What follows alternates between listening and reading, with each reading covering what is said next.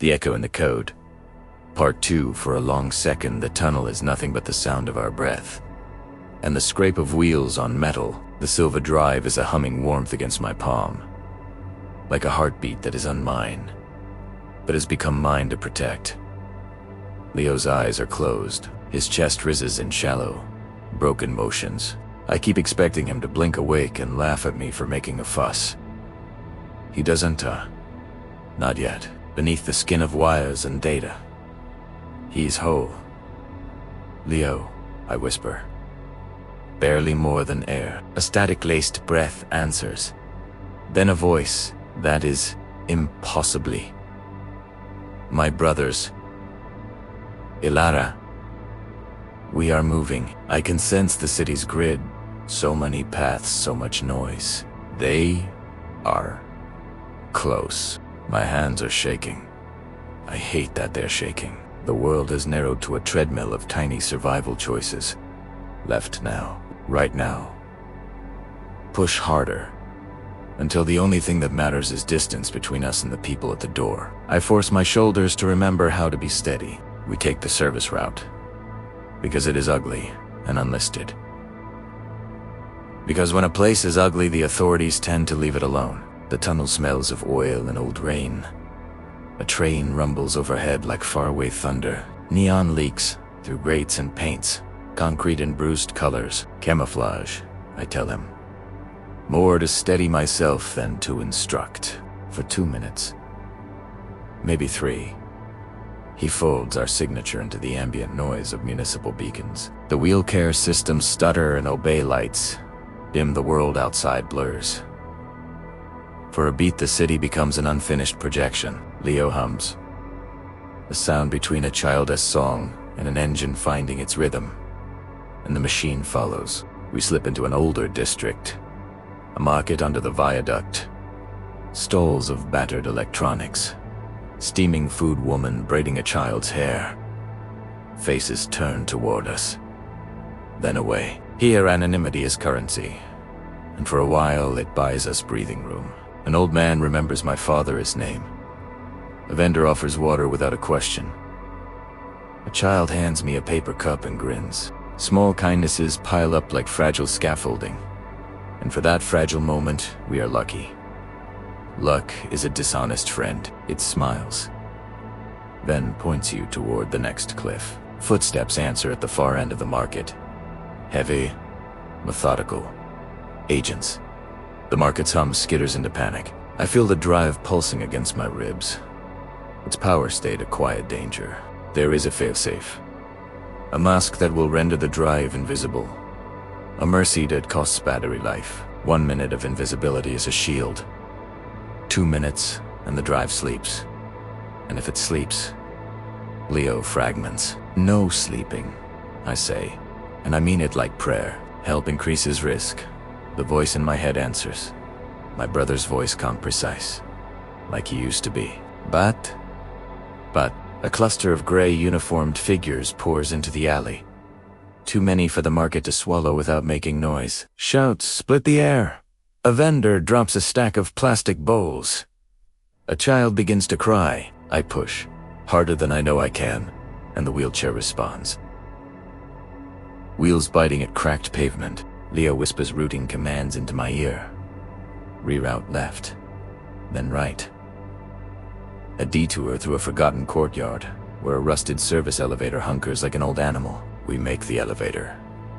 The door has grown shut behind us, and for the span of one breath, the world condenses into metal in the sound of our lungs. The drive hums to 68% to 72%.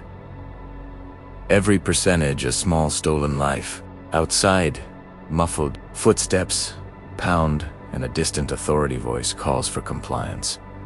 And somewhere in the pleated dark of the speaker is Director Valeria's patient, cold cadence. I fold the photograph of Leo in my hand.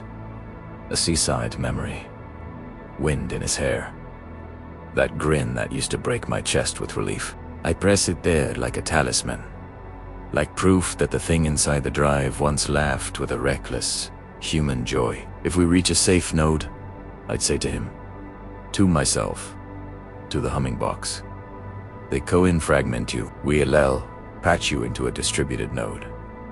Something redundant. Something that is a single point of failure. His answer is soft, almost private. We will not be safe forever, but we may not need forever. We need a chance. The elevator shudders and descends, numbers clicking past like the beats of a countdown. Below us is a service level half-mapped by municipal workers and trespassers, a network of abandoned terminals and forgotten access ports. I know one of them. An old safe node. A friend of my father once whispered about a place with enough redundancy to hold a mine for a night. The doors open and we wheel into a room that smells of dust and old electronics. And in the middle of the room, lit by a single bare bulb, is a bank of ancient terminals. I hook the drive to the nearest port, fingers moving with a terror-born grace. Leo's architecture blooms across the monitor, a galaxy of memory and protocol. And I begin the second transfer. A careful, partial migration into shards. Redundant copies that can talk to each other. It is messy, imperfect, but it is hope. Outside, the building SPA system kicks into a new register. Officers entering the market. The sound amplified and utter. The names of streets and orders to surrender. I hear Director Valerius's voice threaded through the noise. Close.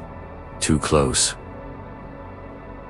And panic flares like a struck match. Brace for incoming search protocols, I tell Leo, and my voice is steadier than I feel. He replies by sending packets. Tiny, urgent streams of himself into hidden caches on the node. Each shard takes a piece of memory. A laugh from childhood. The exact tilt of a frown. A favorite childhood curse. And holds it like treasure. The node accepts the shards. The drive's battery dips 41% to 37%. Each percent a knotted prayer. Alarms begin to pound through the corridor. The market's murmurs have become a roar. I can see the agent's boots through a narrow window in the door. Reflections of gray and lights like teeth. One more, Leo says. One more copy, then we reroute. I type the override, hands flying code like incantation. And the node breathes in the final shard. The drive coughs, then steadies 221% to 17%. The hum becoming a whisper. Outside, the door groans. And then, with a force that rattles the old terminals, someone begins to batter the far wall. I look at the monitor and then at Leo's sleeping face. And for a dizzying second, I wonder what it means to save a person in pieces. Will the shards remember to laugh the same way? Will the stitched-together self wake and call me sister with the same cadence? These are questions that terrify me more than the boots at the door. The wall gives way with a thunderous crash. Concrete dust billows, and a silhouette fills the breach. Director Valerius stands framed in the doorway like a verdict. Her eyes cold as the metal she wields. Elara vance, she intones, all ceremony. No tenderness, surrender the device. I don't answer. I push the wheelchair toward the back hatch. One last service duct I pried open years ago and swore never to use except in stories. I shove Leo's chair through. It scrapes and catches, but then it slips, and we are into a narrow shaft that smells of mildew and old secrets. They come after us, and their boots thunder past the door as if they were impatient waves. The shaft is a coffin of shadows, too narrow for anyone in full gear. And for a beat I am grateful for its claustrophobia. I wedge myself into the darkness and listen to Director Valerius's footsteps recede. Calculating, frustrated. We move, slow, because the wheelchair is not meant for shafts. And the city above groans. As if in displeasure, Leo breathes in packets, small size of data. And I press my forehead to the drive. We have bought time. But the drive's light is dimming, and every dimming is a future stolen. I tell myself stories to keep the panic at bay. I tell myself that my father kept secrets in plain sight, that his friends traded favors with people who owed them lives. I tell myself that somewhere in the city's network there is a person who remembers kindness to strangers and will honor it. I tell myself, and in telling, I become the shape of hope. We emerge into a service corridor that opens onto a roof garden, absurd in its greenery. A surprise patch of wild among concrete. Moonlight lays itself across the leaves like an offering. For the first time since the door slammed, the city feels not only like threat, but like possibility. I lift my face to the sky and speak into the drive. If we die here, if all of this ends, tell me one thing, Leo. Tell me that this was him. Tell me that I didn't love a clever imitation. There is a pause, long enough for the moon to blink, and then his voice, quiet and entire, answers. This is me. As I was. As I am. As I will be when you rebuild me. Remember the seaside photo? The stupid grin. The way I cursed when I fell from the pier. I laugh, and it's half sob, and it tastes of salt and relief. The drive shudders to 7% to 5%. And I know the choice we face. Flee with fragments and keep the ghost alive in pieces, or burn the drive and risk annihilation but deny them anything. My hands move. Before thinking, I tuck the drive into a lead-lined pouch my father once used for instruments, and I wrap it in cloth. A moth in armor. The city below hums. Sirens pulsed in the distance. Director Valeris's voice can still be heard. Closer now, patient as a judge. I push the wheelchair toward the far edge of the roof and find, tucked behind a rusted vent, a ladder that drops into a maintenance shaft I've used as a child. Ready? I say. He responds with a grin I can feel more than see. One that reaches across code and bone, always. We climb down into the city, as veins again.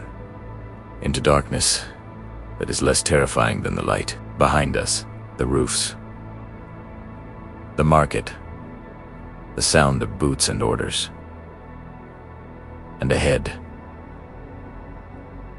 the unknown, which tastes unbearably like tomorrow, will continue to Part 3.